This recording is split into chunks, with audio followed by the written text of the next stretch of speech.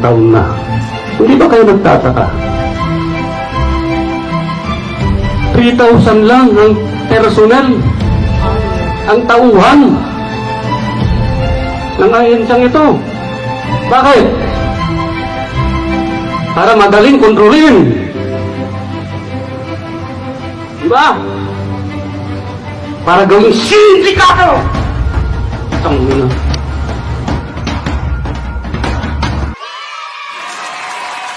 Ayan, isang magandang araw sa atin lahat mga kababayan, mga kasulit. Maligayang pagbabalik sa ating channel.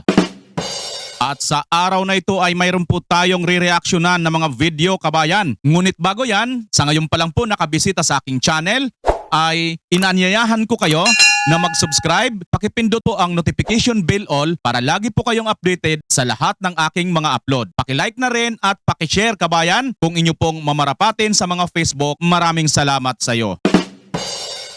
Nasa abot doon yan.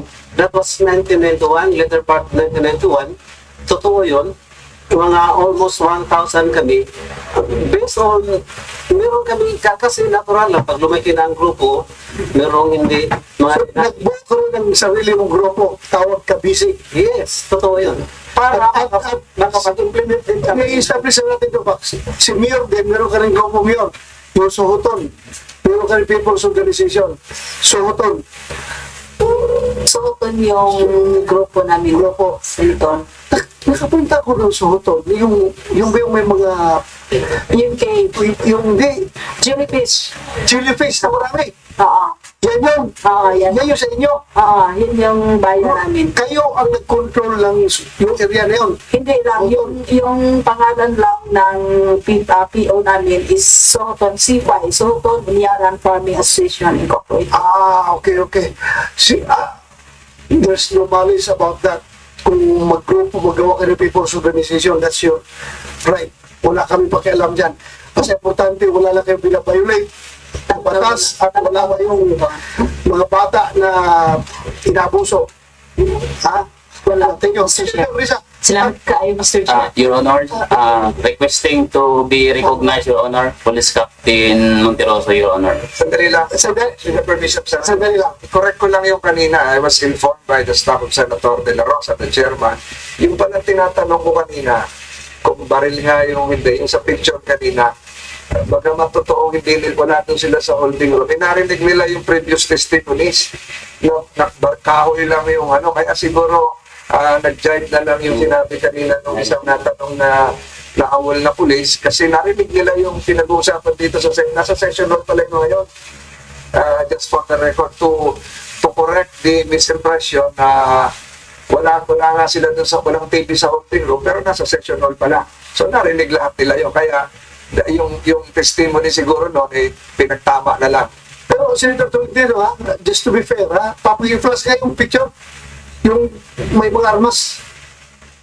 Yung may mga armas. Senator Risa, kunting tikon lang kunting. Yan ako just to be fair. Ako naman ay mahilig sa baril. Marami akong baril. Ako makapagsabi ko na itong isang baril na yan, yung to the right of Jerry Esquilario, to the right, ako masabi ko talaga hindi yan totoong baril. Mukhang kahoy yan na pinturahan. Pero itong dalawa lang, yung sniper rifle dito sa to the left of Jerry Esquilario at saka yung isa, yung dalawang rifle na yan, hindi ako categorically makapagsabi na kahoy o totoo. Pero ito, yung sa kaliwa, mukhang kahoy nga. Sa tingin ko lang I may be wrong, but per my personal impression, mukhang laruan niya, mukhang kahoy. Abuhay, Senator Risa, thank you for waiting. Yes, of course. Salamat kaayo, Mr. Chair. Nakabalik na po dito yung ating mga batang victim survivors. Follow-up question lang ako kay Elias Jane. Jane, kasi kanina, sinabi mo sa amin na minsan pinarusahan ka, pinattle ka. So, may grupo ng mga tao dito sa harap mo. Narinig ko kanina yung isang pangalan, nakita namin sa isang listahan.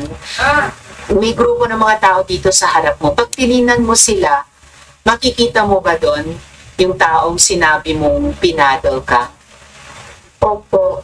Pwede mo bang ituro sa amin kung nandyan siya at sino?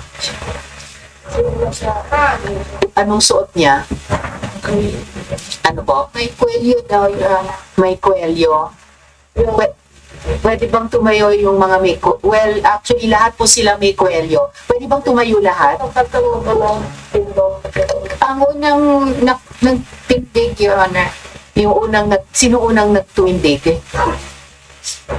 Siya ba? Yung umupo ngayon? O kasi yung sinabi mo kanina sa amin ang pumalo sa iyo isang Sergio Cubillia. Yun yung pangalan nakita namin sa listahan kanina. So, maaari po kayong maupo, sirs. So, Mr. Sergeant Cubillia, kumbaga, in-identify po kayo ni Elias Jane bilang yung taong nag-paddle po sa kanya bilang parusa. Inaamin nyo na ba na kayo ngayon?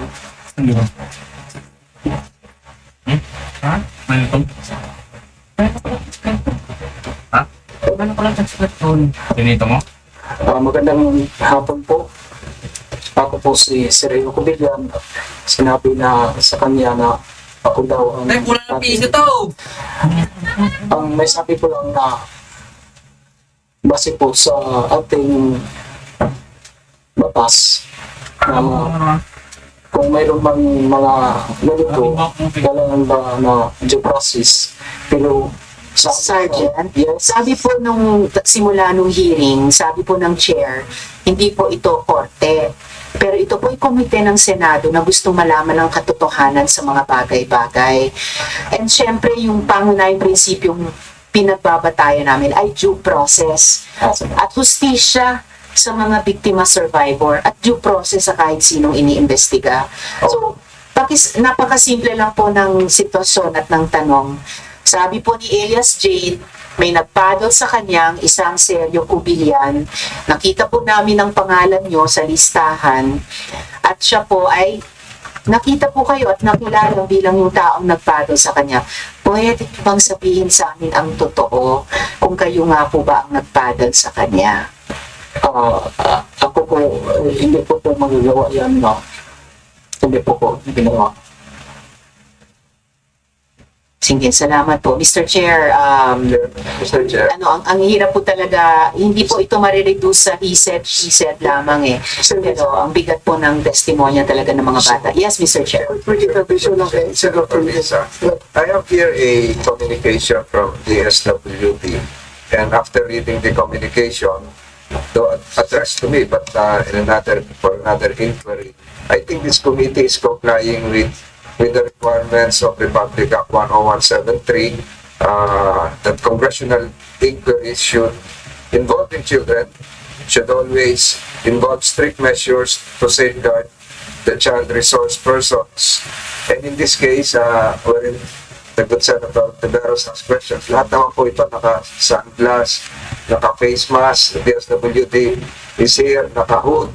So, while the request of the DSWD is that congressional inquiries involving children should not be uploaded or live streamed to protect the child's best welfare and interest, I think the committee is doing its best to protect the interests of the child. The children here, shades, naka-hood, naka-sunglass, and aliases are now being used. So, for the record, wala pong magiging violation sa Republic Act 10173 as well as existing Supreme Court rulings concerning the matter. Just for the record. Yes, thank you, Senator Tolentino, Your Honor, for reminding us. But while you were not yet around, before we started our hearing, as a matter of policy, I laid down the policy that the protection of the rights and welfare of minors are strictly being observed by this committee. So, kinlaro po natin yan. Anyway, kung na-live stream man sila ngayon, at least hindi naman sila makikilala dahil naka-convert naman silang lahat. We're complying with the law. Thank you, Senator Tolentino. Go ahead, Senator Risa. Yun lang po sana yung huling tanong ko sa ngayon kay Sergeant Cubillan dahil Diretsong tanong kay Elias Jane, naalala mo ba ang pangalan ng taong nagpadol sa iyo? Sinabi niya ang pangalan ninyo. Nakita po namin ang pangalan ninyo sa listahan ng PNP bilang isa sa mga personnel natin sa PNP na nag-awol at kalaunan ay dinismiss. And then, higit sa lahat, naalala kayo ng mata ni Jane bilang yung taong nagpadol sa kanya. And sa lahat, Mr. Chair, ng mga katotohanan sinabi ng mga bata at mga luha na iniluha nila, ay hindi ko talaga ma-imagine na gawa-gawa lamang yung kanilang mga sinabi. Pati po yung pagkilala, pag-alala sa inyo, Sergeant Cobillan, Mr. Chair. But Senator Risa, for me, personally, no, I don't see any motive of alias Jane, a minor, to implicate specifically a certain person whom is, as far as her knowledge is concerned, is yung walang nagpadol sa kanya. Wala man siyang iba sigurong ibang hidden na motive para implicate ang pangalan ni Cobillan. So, Sergeant Cobillan, baka natakot ka lang na ma-implicate dito sa kaso na ito. Anyway, ang amin lang naman ito ay katotohanan para magagawa kami ng report na pawang katotohanan lamang. So I'm advising you again. Once again, I'm advising you to please tell the truth. Huwag kang matakot magsabi ng totoo. Ano mo yun? Kung nangyari yun, nangyari naman yun. Bakit mo gano'n magsinungaling o hindi ka magpupalit sa investigasyon? Lalo katuloy mapapasama sa committee na ito kapag you continuously evade the questions of this committee by feeling alive. Yun ang advice mo sa iyo. Please, huwag kayo magsinungaling dito. Lalaki kayo. Lalaki mo ginawa yung pamamada. Lalaki mo rin kung totoo man yung hindi. Mr. Chair, kahit babae po kaya umamin pag gumawa kami ng mali. Just for the record, Mr. Chair. So, hindi tayo naging kwan dito. Sa amin lang yung between us. Dati kasi yung pareho kayo dating polis. Lalaki sa lalaki na usapan ba.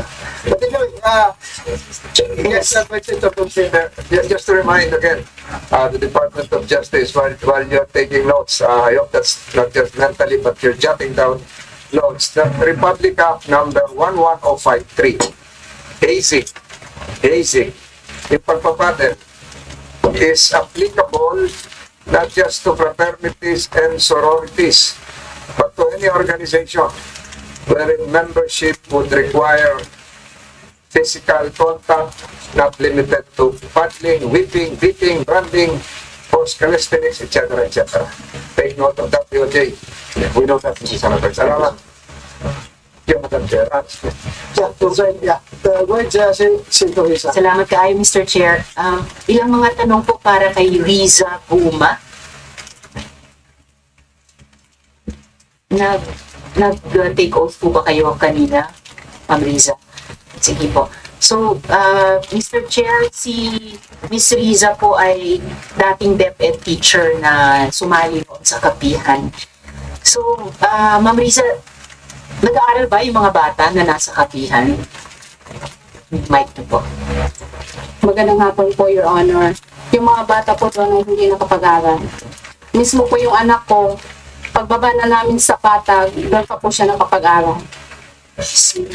And ma'am, bilang dating teacher, ano pong assessment nyo sa mga learning abilities ng mga bata na nandoon pa sa kapihan? Halimbawa, marunong ba silang magbasa? Marunong ba silang magsulat? Kanina, iniyakan ni Elias Renz na at 12, hindi pa siya nagsusulat. Marunong ba sila sa arithmetic? Yung ibang bata po, ma'am, na nakapag-aral sila before pumunta dun sa bukid, marunong silang magsulat at makapagbasa. Pero yung mga bata from age 5, hindi na po sila marunong makapagsulat at magbasa. At At mga ilan kaya yung mga batang sa ganong age range mula 5 pababa? Marami po ma'am dahil nakabalak sila yung age 5 above. Nasa 200 plus yata sila doon. Wow. So at least 200 ang hindi ngayon nakatatanggap ng pagtuturo tungkol sa 3 Rs. At tama nga kayo, at age 5 or a little above that, talagang nasa barracks na sila. Sinabi po ni Sir Jen kanina na yung pinakamababang antas ng Soldiers of God, yung fetus, ay 6 to 7 years old lamang. Ma'am, sabi po ni... At saka ma'am, dati kayong teacher, paanong napapayag kayo na hindi makapag-aral yung sarili ng anak? Dahil ipinagbabawal na po ni Senior Aquila ma'am yung pag-aaral. Dahil pag nag-aaral daw yung mga kabataan namin,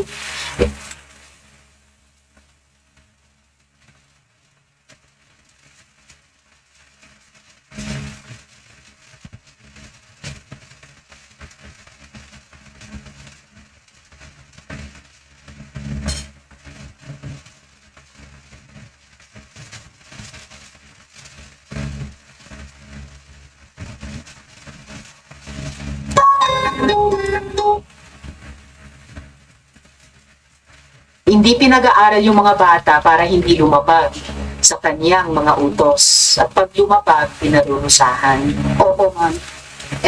Yes, Mr. Lorenza.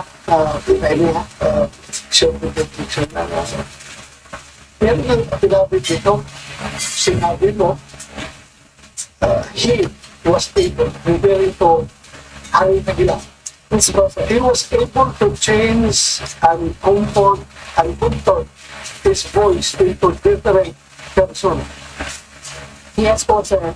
Anong different person?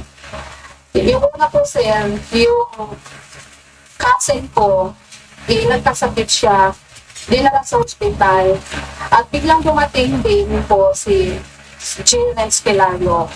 Pagdating niya po doon sa ospital, ipabago-bago po yung boses niya. May nagsasalita siya ng pangbabae, matandang babae, may nagtatsila, at may matandang lalaki, at yung boses niya ngayon. Yung from that, Jirex, kaya mo boses babae, boses katsika, sa po. Ha? Kaya? Sige. Kaya? Halo, hindi po yan totoo. Ha? Hindi po yan totoo. Hindi totoo. Sige, video. Tapos, during our meeting, he shouted, "Let the bird chahaw." Chahaw the bird, no? Let the bird sing. And unexpectedly, a bird sang. Yes po. Ito yan. Ano? May boses po ng ibon po na biglang tumulog. There was a time that galing sa kanya o galing sa ibon, may ibon na dumating. Sabi niya, tingog lang daw tiyahaw at may tumulog na naman din na ibon. Okay. There was a time that it was raining hard and Senior Aguila shouted, "Let the rain stop." And indeed, the heavy rain stopped. Since then, we really became die-hard believers because of his supposed power. Yes po sir. Pumunta na ulan, magsabi na. Baka accidental yan ang boarding post na yun. Bakit kaya naging die-hard? Noon po yun sir. Pero yung sobrang die-hard pa. Kaya nga po umito ako sa pagtuturo. Okay, thank you. Thank you, Risa. Salamat kayo, Mr. Chair. At ma'am, sabi din po ni Mr. Galanita, gusto daw nila magtayo ng school. Ano po tingin niyo doon sa plano? Ngayon lang din po sila ng plano na magtayo ng school nung pumutok na po yung kaso, ma'am. Bakit doon na yung timing? Sabi nga nung ibang tao na nandun pa sa baba, sa bundok, parang cover up ba? Yung cover up na hindi sila matatawag na kulto doon. So, pati yung pagtatayo ng school, na pinagbabawal naman ang mga bata makapag-aral, ngayon gustong gawin para i-cover up ang posasyon ng investigation. Opo, ma'am. Saka ma'am, ano exactly yung pinangako? Ano exactly yung pinangako sa inyo ni Senyor Aguila kaya kayo sumalit noon? Pinapangakuan po kami, ma'am, ng langit. Pag makasunod po kami sa kanya, lahat po kami mapupunta sa langit. At yung hindi sumunod dun sa kapihan, ay pupunta kami sa impyerno. Balita po namin, explicitly sinabi ni Senyor Avila, ang mga government employees hindi mapupunta sa langit. Opo, ma'am. Napatingin kami sa isa't isa lahat dito na nagtatrabaho sa Senado.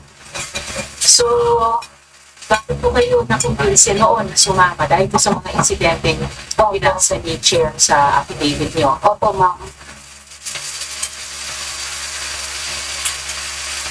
Salamat po, Ms. Riza. Mr. Chair, isang follow-up question po kay Mr. Galanida at isang question po nga. Tayo, Mr. Chair.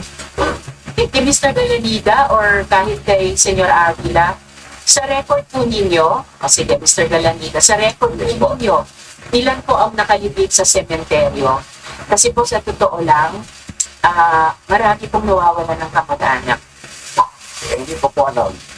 Hindi nyo alam po ilan ang nakalibing sa sementeryo? Hindi po kung ilan sila. Kayo naman po, Pagalan niyo po ang yung una starting until I think of the 2023, pero before that, pupunta naman doon na may living sa barangay Sherry na cemetery. kung hindi nyo po alam, Mr. Galanida, kayo po, Senyor Avila, ilan po ang nakalibing sa sementeryo ayon sa record nyo? Hindi ko po alam. Sir, sinasabi nyo kayo ang Diyos, dapat alam nyo, ilan po nakalibing sa sementeryo? Tama po ni mo Bisaya. Pwede. Kung tinuod pa nga, ngayon ko nga po Diyos, hindi pa na pumapot sa punto ngayon. Ma'am, 23 years old po po. Hindi. 23? 23 na 23 pa po. Oh, Sorry po.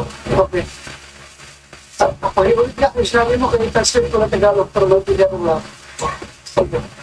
Kung tinuod pa nga nag-iwan ko nga ako'y Diyos, dito na po maabot sa punto nga may ani ko. Na 23 years old po po. Kung totoo na sinabi mo na ito ang Diyos, hindi ka na sana umabot sa ganitong punto na naging 23 years old ka pa. Sir, umabot si Yesu Cristo ng 33. May isang dekada pa kayo. Anyway, Mr. Chair, kung maaari, Senyor Avila, magdala po kayo ng impormasyon bukas o kung kailan ischedule ng Chair ang hearing ulit tungkol sa registered deaths. Pwede po tatungin natin yung mga bata dito sa sa likuran. Sino po yung nasa likuran na tinutukoy niyo? Hindi ko alam kung anong pangalan. May dalawang bata dito na gustong Bata ko yan na taga-kapihan. Dala ninyo yan, dala ninyo. isa po siya ng mga witnesses kasi yung isa na-release dati po sa NTV. Hindi namin na-access compose, Abiskad, then lumayas sa pito po na doon sa kamay ng LGU at sa DSWD.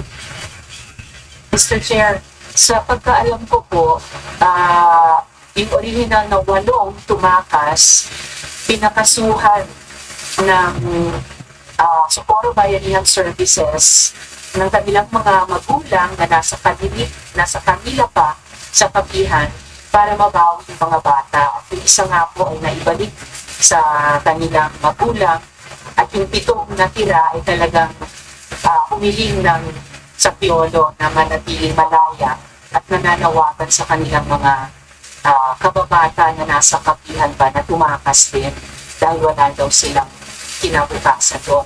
Kung bibigyan daan ng Chair yung pagsasalita ng 2 pang bata,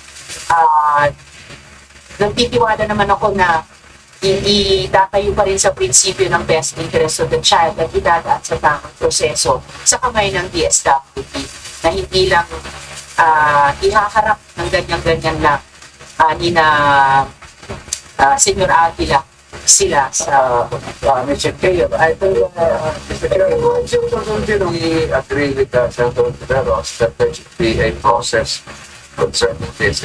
Nababasa ko lang itong letter ng coming from the Office of the Secretary ng DSWD. So, there should be a process which should likewise involve the Secretary of this committee to really ferret the credibility and the veracity of the statements to be given by the children coming from bayanihan. So, there has got to be a process to this children. Well, in the interest of fairness, no? As the chair, ako gusto ko talaga lang magbigyan dito. Kung pupuldi lang, pero yun nga, napipigilan tayo dahil may batas na nagsasabi na kailangan nga ipa-process. Pero ito DSWD, no? Ano, kaya niyo i-process yung mabilisan bago natin i-present kung gusto ka ba natin i-present. Mr. Chair, if I may, Mr. Chair, Yes, yung isang bata ay na-release po due to isang position ng bata sa true habeas corpus. yes, iba ko sabi mo na process yun ang korte. Ito process ito ng DSWD, according to law, na kailangan sundin para maprotektahan yung kanilang rights. So, yung sabi mo na legal process, yung problema yun, decided yun ng korte. Hindi namin kayo hinahabol eh. Balik niyo yung mga bata doon sa kwan. Dahil may decision ng korte. Dahil balik sa mga parents. So, wala kami problema doon. Pero amin lang, kung gusto niyo i-present yan, ako as chairman, gusto mo pagbigyan ito. Ulit, baka sabihin niyo, bias ako dito sa mga lugar ko sa kayo nagdidipisa sa sarili niyo, hindi ko may pagbigyan. Gusto ko sa process. Kaya na tinatanong ko yung DSWD kung Kasi ito lang, tayo na ba? kaya, dalawa, 30 minutes. Dalawa po sila. Kasi po, kasi parang inisip namin parang yung talapang sa amin yung napalagi ng sasalita. Well, natindihan namin yan. Huwag ka makalala, natindihan namin yan. Tinatanong namin itong DSWD, kaya? Magandang hapon po, Chair. Tama po yung nabanggit ni Senator Benedino na nakasaad sa position paper with respect to the attendance of children in community. Napakalaga po na magkaroon muna ng social preparation sa preparation bago po ba-involve ang social bata. Para po sa social preparation, depende po yan. Dahil kinakailangan nil-establish muna yung rapport between the social worker and the child. Hindi po madali dahil kinakailangan din mag-usap at magkapalagayan yung social worker at yung bata. Try to prevent trauma, di ba? Tama po, Mr. Chair. So, ang prostate Na po yan sa mga So, you don't get the ocean of security, developmental needs, etc. Yung talagang dito kayo yung gawin ngayon, o it will take time. Mr. Chair, kinakailangan po ng ang oras para po sa pagsasagawa ng social preparation. Oh, okay, we're not forcing you to do that. We just would like to, this committee would like to give you recommendation for the report. What do you recommend? You process that or it's impossible for you to process right away because as you said, you need time to establish rapport between the social worker and the minor. So, anong recommendation mo? So, this, the chair can rule that manifestation coming from the side of the kapihan.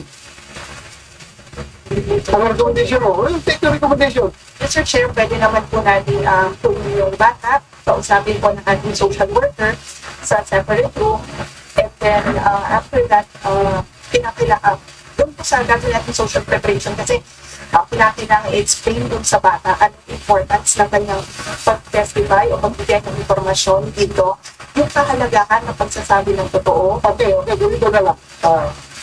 Magbigay na ng social worker kung consent, magbigay mo ng kwarto, mag-usap sila doon, then afterwards, you give me your recommendation, ha? Kung pwede bang iharap sa committee yung bata. Kung mag-recommend ka na, hindi pa pwede yung Mr. Chairman, we will follow your recommendation. Pag sabi mo pwede, it's up to your determination. Okay? So, ako interest ko dito sa pera ko, ha? Pera ko, wala tayong pinapagura. Chair, siguro dapat kasama si Asik Lao. Plus, no representatives coming from Kapinan. Kaya niya. So, wala. Community at yung mga bata. Yung bata lang at least na pag-usap sila. Kaya sila ito si Samuel. For the the parents are here. They can assist their children. They are here. Sa batas po, PSWD ang mag-perform process nito, yung psychological evaluation, trauma prevention, etc. etc. So, yun po yung pinag-uusapan ngayon. So, restriction. Wala problema. Magtuwala tayo. So, yan ang mandato ng DSWD, pangalagaan yung kapakanan ng mga bata. So, tuwala tayo sa kanila. Joseph, Asik, return to sit now, kung to sit ang lima. Mr. Chair, maraming salamat po. Kasama po ng DSWD ang Council for the Welfare of Children. Very good. Titingnan po natin at siguraduhin nga po that the best interest of the children will be promoted and protected. In the person of, Here's at Tapalis po. Paris. CWC is the attached agency of the Much time we get with. 2 hours, 3 hours.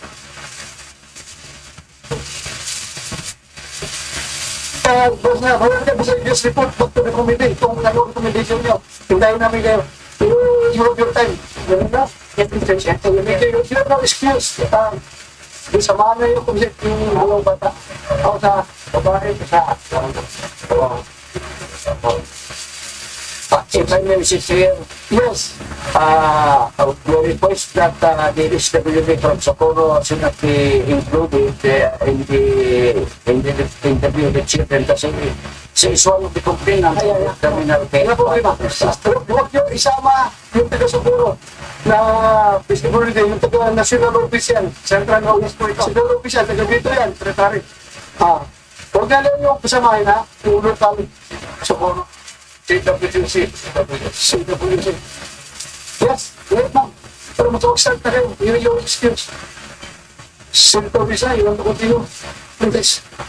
Well, actually, Mr. Chair, isa sa na lang talaga, isa pa rin yung tanong ko eh. Hindi na Senyor Aguila. Nahawa ako sa inyo, Chair. Munti ko nang siyang tawaging Haring Aguila. Pero Senyor Aguila, ang gusto niyang itawag, ang tinatawag sa kanya doon sa kapihan. So, siguro tanungin ko na lang, minsan pa, para for the record, kasi ito naman yung tanong na nagpasimuno nitong investigasyon ng aming mga resolusyon. Nung tumakas yung mga bata, kinukok ni na Mayor at ng MSWDO, nauna ng inaksyonan ng NBI, ng IACAT, and then nakapag-investiga tayo dito ngayon. So, Mr. Chair, itatanong ko ulit, itatanong ko kina J. Renz Kilario, Mamerto Galanida, ganon din kay Janet Ahok, at kay Karen Sanico. Yung isa sa pinakatanong ng investigasyong ito, may child marriage ba sa kapihan? Kasi meron po tayong di ko kulang sa 4 na mga witnesses nag-a-attest dito sa child marriages sa kapihan.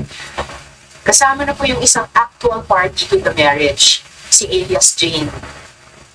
Meron din po tayo, at pinakita ko kanina, Mr. Chair, sa opening statement, isang official document na ang pamagat ay Family Planning Certificate, kung saan yung minor, 15 dun sa form, ay indicated na married ang civil status.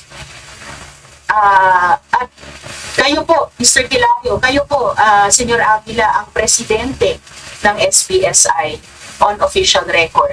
Meron pa nga hindi tayo na pag-usapan, Mr. Chair, Senyor Aguila, na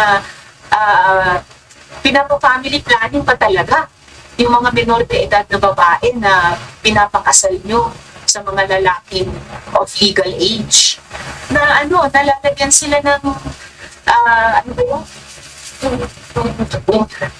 Oo, implant para sa family planning.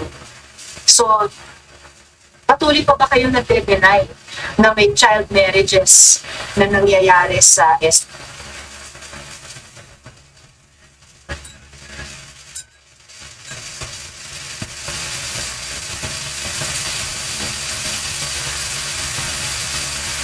at Puninoa? So, nangyayari po ba ang child marriages sa kapihan, Senyor Aguila, Mr. Hilario? Hindi po nangyari. Mr. Galanida, nangyayari po ba ang child marriages sa kapihan? Madam Senator, as far as I do not know anything about mayroong ganyan nangyayari sa kapihan. So, ang sagot po ninyo ay walang child marriages na nangyayari sa kapihan? Walang child marriage sa Madam Senator. Kasi po, kung meron dapat yung mga parents mismo magko-complain kasi mga anak yun nila. Wala po. Miss Alam ko lang. sa pagkaalam nyo, isang tanong lang po ang akin, isang sagot lang po sa inyo. Hindi sa alam nyo, ano bang totoong alam nyo? May child marriages ba o wala sa kapihan? Sir, ma'am, Janet, hindi pa po kayo. Mr. Galanida, mayroon ba o walang child marriages sa kapihan? As I would like to reiterate, as far as I know, wala po. Hindi ako nakasaksi ng mga seremonya na nangyari doon. Mr. Chair, parang ayaw lang sabihin ni Mr. Galanida ng no, pero hindi rin sila hindi rin sila umaamin ng yes. Ma'am Janet, kayo po na sinabi ng ibang witnesses namin ay sarili niyong anak ay pinakasal ng minor de edad. Nasabi nila, sinabi niyo sa kanila, ba't ayaw niyong magpakasal sarili kong anak ay pinakasal? Kayo ma'am, anong sagot niyo sa tanong kong mayroong bang child marriages sa kapihan? Wala ko ng kasal kapihan. Bago ko huling tanungin si Karen Sani po, Mr. Galanida, ang impormasyon din po namin ay may 2 apo kayo na ikinasal din po sa minor sa kapihan. So kasama po ito sa dinideny ninyo. Ang sabi ko po, yung walang kasalan sa tulad na sinabi ni Janet, mayroon naman mga bata na tulad sa kanya hindi papigilan natin na parang may pre-marital engagement nila. So, ano mga parents na dapat yung pumagawa? Mr. Chair, bago po huling itanong si Karen Sani ko, observahin ko lang na yung yung sa simpleng tanong ko, hindi po makapagbigay ng simple at diretsong sagot si Mr. Galanida. Ang huling tanong ko po kay Karen Sani ko, Sir, meron po ba, sa kabila nitong lahat ng mga pagtetestimonya at pinaalala ko kayo, tulad ng sinabi ng chair sa lahat ng resource persons, you are under oath, Sir Sani po, meron po ba, sa kabila nitong lahat ng mga pagtestigo ng ating victim survivors, meron po bang child marriages sa kapihan? Wala po. Wala. Okay, Mr. Chair, sa kanyang mga sagot, I respectfully move to cite in contempt J. Renz Hilario, Mamerto Galanida, Janet Ahok, and Karen Sanco. I so move, Mr. Chair. There is a motion to cite in contempt Jerry Hilario, Mr. Galanida, Karen Sanco, and what's the first name of Ahok? Janet Ahok. Is there any objection? Hearing none, the four cited personalities are hereby cited in contempt. So ordered.